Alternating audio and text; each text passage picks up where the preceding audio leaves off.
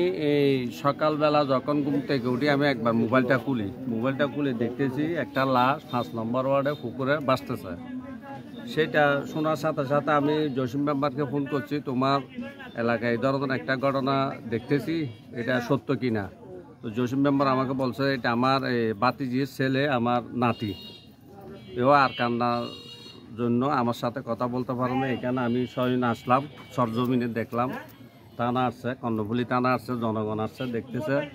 কালকে নাকি পুকুরে গোসল করার সময় আসছিল স্বাভাবিকভাবে, এরপর হয়তো ও নিখোঁজ। ওনার মা বাবার একটা বিবাহ ছিল, এদের বাড়ি নাকি নিজ বাড়ি হাতিয়া, এখানেও বাড়ি করছে।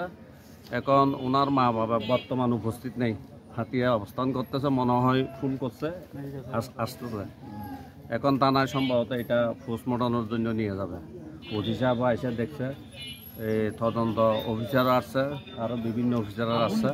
আমি অতটুকু আমার জানা মতে যেটা দেখলাম এটা আপনাদের সামনেও উত্থাপন করলাম।